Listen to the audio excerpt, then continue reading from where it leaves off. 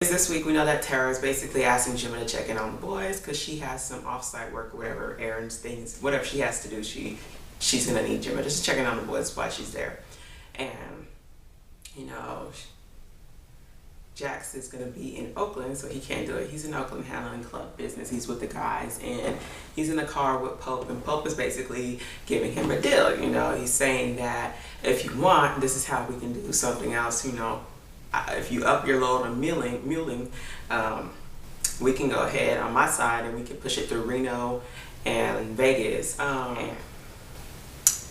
So, you know, Jax has to mull it over. He has to think about it, but Pope kind of sweetens the deal by saying, look, this is what I'll do. I'll up it and I will give you an extra 100 for Sam Crow, and then on top of that, from my share, I will give you 3% for yourself. So, you know, Jax is all about trying to get about this life. So he can, I don't know, hop on a mowing lawnmower or a riding lawnmower and pick the kids up and, you know, just be, quote, normal for, you know, once. Not have to worry about what's going on or who's chasing him or whatever the case, who's trying to snatch his kids or killing off this person. He just wants to be normal for once. So, you know, that's something that he has to think about, whether or not it's going to be profitable, whether or not the club is going to say okay to it. And Pope basically tells him, you know, if you don't want to take the deal, don't take the deal, and we can just keep everything as it is. However, you know, as it currently stands, he's already in bed with Pope. So will it really matter if he ups his muling? Now, I'll be damned if Clay doesn't need his oxygen tank anymore. He's going to the doctors, he's getting checked up. Doctor's basically like, you're good to go, don't smoke any more cigars. And he comes out and basically he's selling that sob story about how he's not doing too well, you know. Bad, it's not good news. You motherfucker, you. So, whatever, he sees Unser, and Unser's there visiting Roosevelt because Roosevelt's wife didn't pull through. So we know that Roosevelt's pissed. But what we know is before she basically was out of it from being shot, she was able to scratch one of them, so they have DNA. And I love Unser because Unser has been around so long that he's kind of like, you know, he knows what's up. He's like, you know, it kind of feels like an inside of a Charming type of deal. Like somebody's trying to stir the pot. And wouldn't you know, he's kind of like, you know what, you think you nickel slick, but I got your penny change, bitch. I see you. I know you have something to do with it. He's saying it, he's alluding to it, and Clay's kind of, you know, he's kind of uneasy. You kind of tell by his mannerisms that he's a little uneasy about the fact that Unser is like, hey, they're going to be able to track the DNA that, sorry about that, the DNA that was under her fingernails, and she didn't make it through. And we already know that Roosevelt's going to be,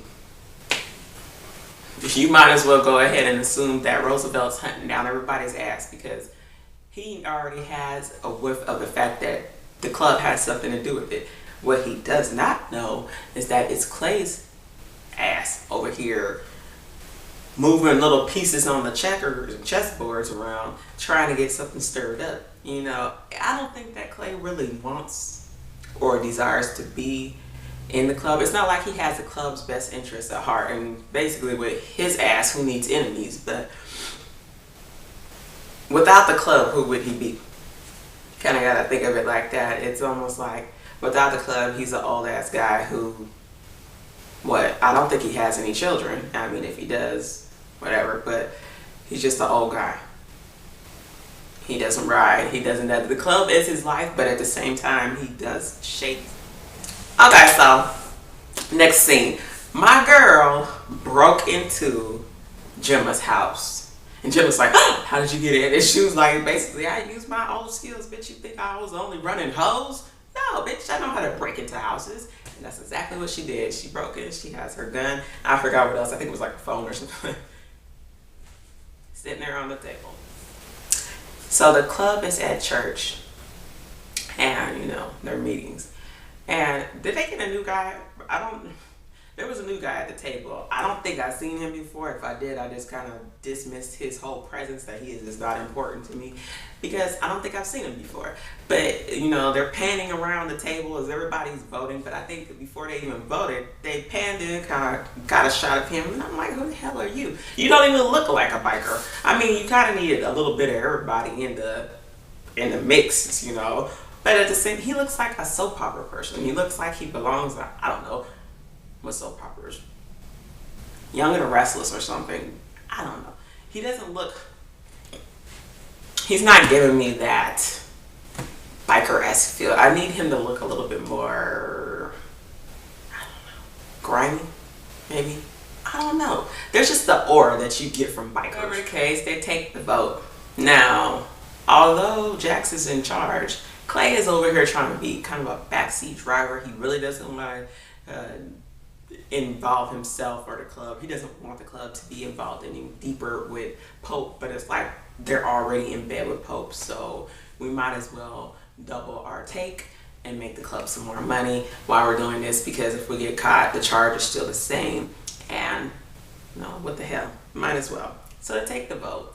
The vote turns out in Jax's favor, but when they get to Tigger, first of all, I wanted to say shouts out to Happy, because he seemed extremely fucking excited about doing these runs. He just seemed like it was just like the best thing in the world for him. Now, we're focusing on Tig, and he's shaking his head like he wants to say no. He kind of wants to ride with Clay on the no vote, but hey, I got your ass out of prison, and you could be in there getting fucked up every which way. So, like I told you before, you're gonna vote my way every time we sit down at the table. Every time we go to church, if I say one thing, you're gonna be there co-signing me. And I'll be damned if he didn't shake his head but say he voted yes in favor of the club going ahead and entering into this new deal with Pope. Baby, Carla's ass is not wrapped tight. She's not wrapped tight at all. So she's on the phone, you know, she's having a conversation, and it's kind of just a really easy breezy conversation. No extreme emotion in the conversation like anger. It's Nero. She calls him on over. She's got Gemma held at gunpoint. No sooner than fucking Gemma and Nero in the same room, she gets to tell him motherfuckers to strip down and get in the bed. And he's like, what the fuck? But yeah, she's in the bed, and old girl Carla's like, basically, get him up. Get him hard. Suck him off. And I was like, oh! she couldn't do it. She was crying, and Nero's like, I'm not doing this. He gets up, he puts his clothes on, and he's like basically telling her, you're gonna have to shoot me. Shoot me right here in this cross in my back. And she won't do it. You know, I think her love for him overweighs her hate for the situation and for Gemma. And I really wanted her to stay around, because I think that although Tara does a really good job at kind of giving Gemma as good as she gets from Gemma, Gemma needs a worthy adversary, that someone she's gonna have to go up against that is on her level, maybe age-wise and just life-wise. And although Tara has some life behind her, she's not as old as Gemma, and I think it would be great to have Gemma have someone that she has to basically go all in against, you know, because Carla was not gonna have her in her bullshit. She wasn't there for it. Whatever the case, basically Carla shoots herself in the head and kills herself in Gemma's bedroom, and she's basically like, I just wanted to see you guys going at it before I killed myself. And she didn't have no fucking problem pulling the trigger and killing herself off, and that's what she did. And Nero's messed up about it, and it turns out it's his half-sister. He got her clean and everything like that, and she probably was off her meds, and just the whole thing with Gemma and him just threw her into a tailspin, and she killed herself. And he's like, you know, he's feeling all kind of messed up about it, and she's basically asking, you know, does she have any more family, and she's gonna take care of her. But she basically alludes to the fact that, and what we already knew, because I thought it was just his bottom bitch, his main hoe, but it alludes to, you know, he was in love, she was in love with you, in which everybody could see that. But flashing on Tara, and we knew that she had some stuff to do, but her ass is in like the prison or the jail. And I was like, I know what she's up to, but I'm not gonna say anything just yet because it doesn't say it just yet. But I know what she was up to. We get to see that Cyclops. So in order to go show good faith, because he can't figure out who the hell is doing the break-ins in Charming, but he knows it's not his people because they're not crazy enough to go against his will. Pope finds the CO's information and gives it to the guys, and they fucking confirm that he is in the house and the wife and the kids are not supposed to be there. Chips breaks in the door, basically comes in, and the guys follow, and he has the guy. But then the dude's wife comes through with the shotgun, and she shoots one off, basically, you know, get out of my house. Tig is able to tackle her, and Bobby gets her too. The dude, the husband, which is strong as hell, runs out the house, leaving her there. And Jax chases him down. They get him and bring him back into the house. The wife is in the chair, and you know, Bobby basically is like, "This one's a problem." And Jax and them are kind of looking like, and I love him. Tig's ass just said, "No, she's not," and shot her in the head, and that was that. End of the situation. And Jax tells him collateral damage. Tig kind of agrees, and it is what it is. And when are they gonna bring Happy around to do some of that dirty work? Because you know that's really his job. That's his forte. That's what he gets off on. But anyways, so now Jax is like, find a pipe. You know, he's about to give CO here, correctional officer, the same kind of send off, the same kind of situation that Oak got, and it looks like it could be going down. Like, Jax is no forgiving here. You still killed my best friend, and had the CO been thinking about it, Pope, he's kind of untouchable. You know, he's got this whole persona. He's a businessman, pillar of the community, buys the kids ice cream. He's loved, okay? Although he is a criminal. And, you know, Jax in the beginning, he's like, why are you still dibble and dabble in the drug trade? And he's like, because, you know, that's lucrative, consistent money. That's true. I mean, prostitution and drugs, hand in hand, consistent money, probably gonna always be here. Now, anyways, although Pope is semi-untouchable, the CO is not. So why the hell he was in jail thinking that these guys were not gonna somehow come back and touch him is beyond me. But whatever the case, he's getting to see now. You talk all that talk, and you forgot that it's very possible and highly likely that these guys will either get out or they will have someone come for you. And since you allowed his best friend to be murdered and you were being an asshole about the situation, then yeah, you get to go too. And if Jax has his way, you're gonna go the exact same way that Oak went. So can we find a pipe? Guys, so Tara is on this little field trip, and like I said, I kind of already knew who she was going to see, and it turns out she is in prison to see Otto, to see if he'll drop the I guess you'd say recant or whatever his testimony or statement against the club in order to, you know, keep the club intact, because if this goes down, this RICO case is going to split the club up, and he would be doing it for nothing, because it's not Bobby's fault that Luann got killed or murdered. You know, it wasn't him. Because he was messing with Luann, it still is it gonna, you know, resonate in Otto's head that it wasn't him, and it wasn't the club's fault at all.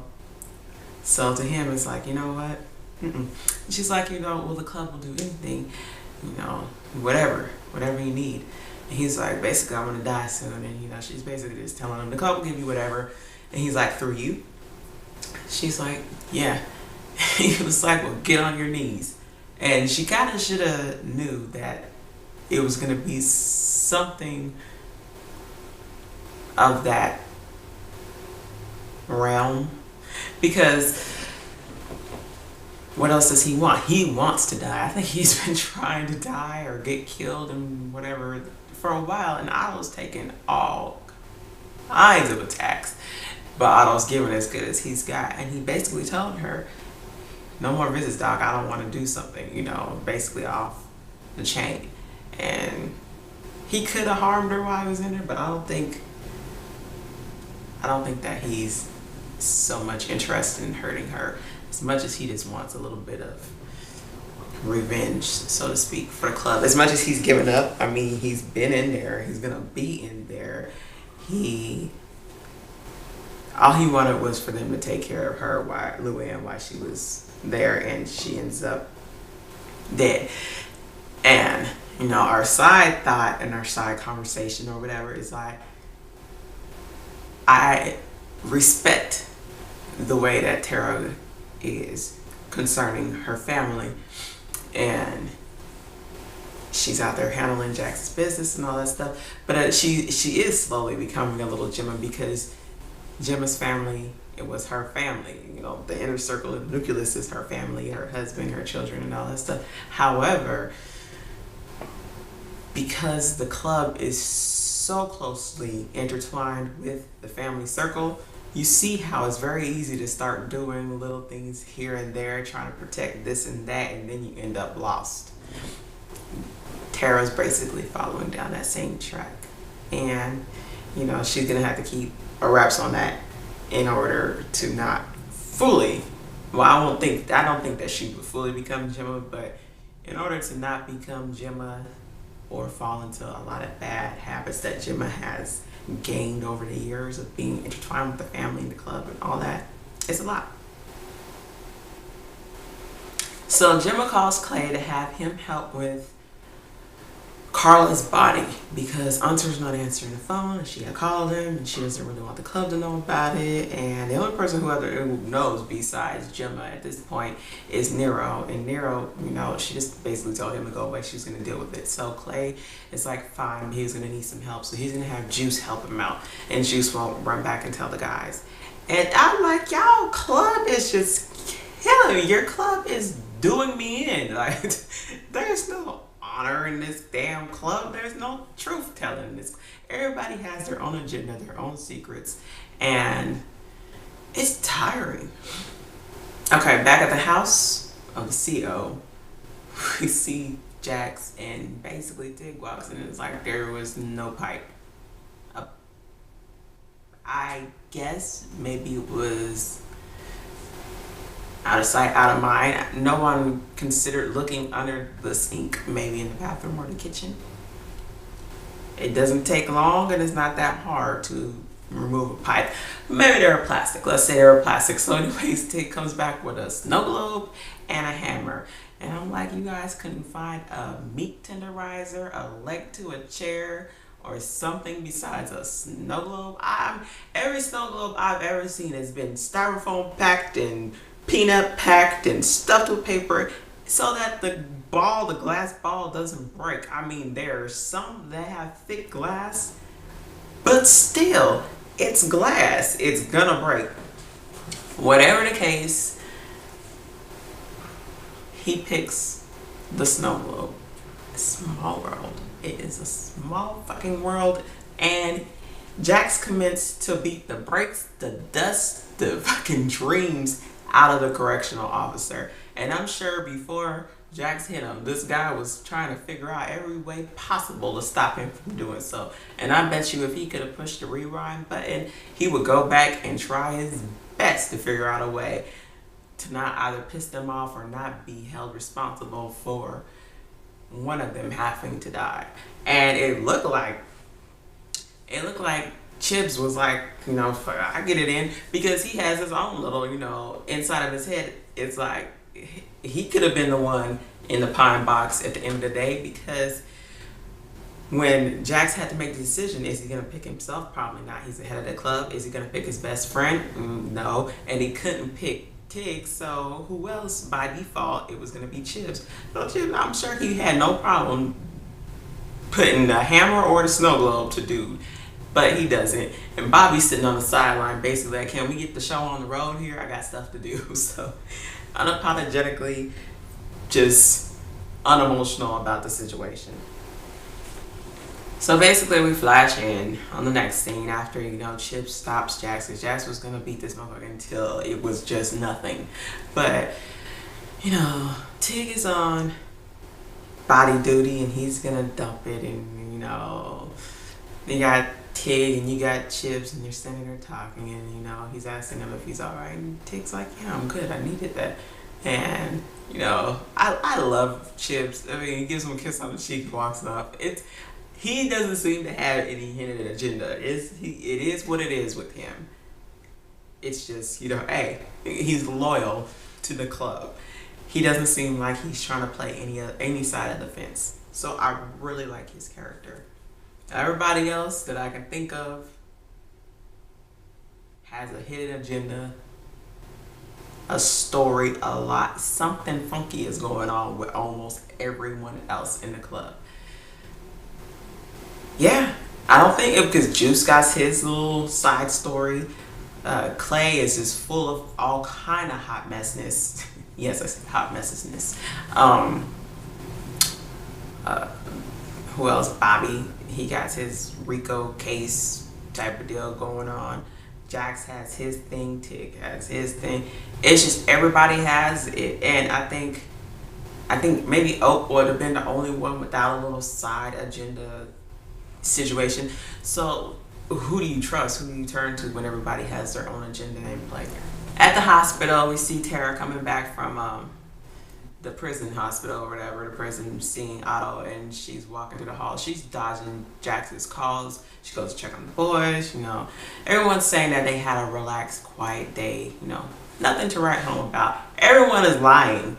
But whatever. Jax meets up with Pope, and you know, Pope is pretty much like, did you handle your business? And he's like, yeah. And you know, he's like, you still think it's me behind these break-ins, you know, these guys? And he's like, I don't know what to think, you know. And I'm like, why the hell would you think it's Pope? Everybody, why do they think it's Pope? Pope is pretty much, if he was going to do it, he would do it, and I'm sure he would have no qualms about telling you, yeah, that's my guys. What are you gonna do about it? But he's not behind it. 1 + 1 = 2 all day long in Pope's world. So he's like, look, let me explain something to you. Everything that's going on is gonna blow back in your face. Everything that's going on rolls back down to Jax Teller. It's not rolling down on anyone else. It's gonna hit the club, yes, but it's gonna fall in your lap when it hits the club. So we get our quote of the week, and it's not from Jimba this week. Surprisingly enough, it comes from Pope, and his quote is, loyalty has contingencies. And that's true. Someone will be as loyal as it is gonna be, I guess you would say, worthwhile to them. You know, I can be loyal as I want to be to you until maybe it's not in my favor anymore. Maybe it's not something that suits me anymore. And loyalty has its contingencies, and Pope's pretty much like, look, you know what happens if I get hit? He was like, you know, basically a security team of independent contractors will come out and headhunt until they figure out who did it. And it's because he has a $5 million bounty on whoever puts a hit on him, puts a hand on him, or whatever. So it's guaranteed that whoever kills the person who killed him or shot him or whatever is going to have their karma visit them relatively quickly, because there is a bounty of $5 million that will be paid out upon the killing of the person who came for Pope. Jax is kind of just sitting there like, yeah, next time I have $5 million around, I will definitely ensure that I get a security team to, you know, have my back. And he's like, you don't need that. But, you know, basically he's like, Pope is like, you know, he's protected by fear and he's insured by greed. Fuck Geico. You know? I got fear and greed. And that is true. A lot of people will fear you, and then if they fear you, it's very likely that you're going to be okay. And if you're not okay, well, here's plan B. The backup plan is greed. If someone wants something bad enough, they're willing to protect you at all costs. Or you're willing to go all out for it. So, yes, that is our words of wisdom for the week. loyalty does have contingencies. Keep that in your head. If you don't think it's true, just look around. I'm sure you'll figure out exactly what the meaning of that sentence is. Now, on a side note about Jax, although Jax may very well have issues with Pope, because Pope did, call for somebody to die, and it could not be Tig because he wants Tig to suffer. But I think that the complexity of the interaction between Pope and Jax, please let Pope stay around for a while, because I think that this relationship that they have, regardless of how unstable it is, Jax can learn a lot from Pope. Pope is not stupid. He didn't get where he was by being dumb. Jax can learn a lot more about just everything in general. And I believe he'll become far more ruthless if he hangs around Pope a lot longer, because Pope is an intelligent kind of ruthless. Yes, he still dabbles in drugs, but I'm just about sure you'll never be able to track it back to him. Yes, he has a whole emotional, unemotional type of way to extract revenge, and he's intertwined into all kind of sectors of prison and business and law and stuff. But at the same time, you get to see how far things can go down the rabbit hole. So yeah, he's not stupid. He's made it to the upper echelon. He's made it to the higher level of status and things of that sort. And he really knows how to play the game. He sees the larger picture. So I think that if Jax is around him long enough, he'll get enough of those jewels dropped on him to where he'll be able to see things very clear. Now, Gemma is in the hospital. She sees Hunter. She's like, I've been calling you all day. He's like, what you want? What you want now? I do everything for you. What the hell do you want? And she was like, no, I was just calling you to check in. And Hunter basically reads her the riot act. He's basically like, you don't have any friends, but you got people who will do stuff for you. And he's kind of pissed about seeing Nero going into the house. He doesn't know what happened in the house, but he's just upset about that. And I think that he knows she plays everyone. I kiss you, I hug you, I'm flirt with you to get what I want. And he's like, you don't have any friends. You're going to end up dying like me, alone. And that basically is just, I think it marinates in her spirit. So Roosevelt is on the warpath. The guys are coming back there on their bikes, and he's telling them to pull over. And they're like, fuck you. And you're not in a cop car, you're in a regular car. But yeah, they don't pull over. Bobby gets pushed off the road. Dude is just, he's pissed, and Jax is basically like, I'm sorry, and side note, Roosevelt hit my man Chips, like, what the fuck? What, excuse me? But anyways, he's like, look, everything that's going on right now with all these break-ins, all that blows back on my club, and it blows back on me, because Roosevelt's like, I'm going to tear your club up. I'm going to destroy your club. And he's like, it's going to blow back on me. Everything that's going on is going to blow back on me, and it's going to blow back on my club. I want these things stopped as much as possible. It was not the Niners. It's not Pope. And he's like, why are you at Pope? And it's kind of like, that's besides the point. It's none of them, and it's not someone that I know and I can point out, say, yeah, I'm beefing with this person. And he's like, I don't know, but if I can help you, please let me know. I'm really sorry for your loss of your wife. I know you're hurting, but don't ever try this shit again. And we're gonna see how this all plays out. Okay, sidebar. I told you guys that all that sheriff shit was gonna fly out the window when with his wife. But anyways, so Clay's at the house doing his check that he said he was gonna come and sweep for crazy chicks. And Nero happens to pop by, and he's like, I was just coming looking for Gemma. And Clay's like, I handled your thing. I'll get you the ashes for your girl if you want them. But he wants to know, like, man to man, what's the real deal with you and Jim? Are you guys serious? Is it going anywhere? Is it just, is it for play? Or is it something solid, concrete? He's like, I don't know. Now, flash in, and we got Gemma drinking at some random bar, and that's how she met Nero, lying to him, drinking at some random ass place about who she was. So I don't know what's going on with her. And prior to that scene of even seeing her, we see that he comes home, you know, he's talking to Tara. She's basically like, she didn't get to see Otto, and she's gonna handle it. She really wants to handle it. She really wants to help, and I think she wants to be, you know, kind of the saving grace in this situation so that the club won't fall to pieces. But at the same time, she has to lie to Jax about whether or not she's seen him, because she can't very well tell Jax he was like, no, and he asked me to get on my knees. It's not gonna fly, because he probably won't want her to go back, and I don't think he probably wants her involved in the first place in doing this.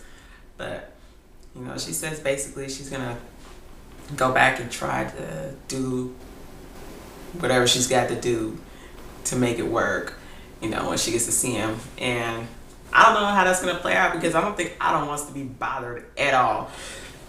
So maybe something funky will transpire, and then she'll end up getting hurt, and we'll see how Jax takes it. I don't know what's gonna go on. Everybody's doing a little bit of lying today. So Jax tells her, you know, he's basically, I think he's kind of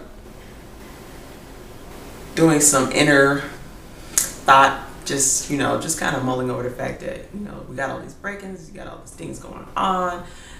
Like, you know, Roosevelt's wife was just killed, and I'm over here going through all this stuff, and maybe, you know, my best friend was just murdered. Maybe I should just take some time and spend it with my wife. So he suggests that they go up to the cabin and just hang out, and, you know, just the two of them, not the boys. And that's where Tara is coming like, well, who are we gonna leave the boys with? And, you know, it's kind of, it alludes to leaving them with Gemma. And that's how we see that she's in the bar, really getting fucked up, talking to some random guy, and, you know, it's just one thing after another. Anyways, Juicy is bringing Clay home, and this is how we know that Clay is just the supreme self-centered, egotistical, conniving, trifling. I mean, he's everything in the book you could possibly think of. You know, he pulls off his little oxygen air mask thingy and walks in the house, and he's telling these guys, who all have on Reaper patches and, you know, all that stuff, their cuts say Reaper on the back, Sam Crow, original Redwood. I didn't tell you to kill her. It's 3 of the members from the club. It's the little short-haired, stocky, he looks almost Italian guy. It's some random runt-looking guy, and then the guy who I said looks like he's on a damn soap opera. So it's those 3. They are Clay's lackeys. They are the ones that vote how he votes. He has them under his thumb. I don't know what he has up under them, like what he has on them or whatever, that allows them to feel like it's okay to betray the rest of the club. But when they figure out that it is them, because he'll probably force it and flip it and twist it and turn it so that when everybody starts to sniff and figure out that it was actually those guys, he'll probably have it flipped so much that it looks like he wasn't even involved, or he makes it sound like he wasn't even involved. And I would venture to say that it's highly likely that they are going to end up in a dirt ditch somewhere, fucking being one of Happy's projects or Tig's projects, or at this point even Chip's projects. So I don't know, but yeah, I guess that is it. This was A Small World. Hope you guys enjoyed it. Hopefully they keep Pope around for, you know, at least another season after this season, because he adds a little something to the storyline. I wish they would have kept Carla around. At the very least, to me, like I said earlier, they need to bring someone back who can rival Gemma. Okay, so anyways, like I said, you guys take care and come back next time. Bye.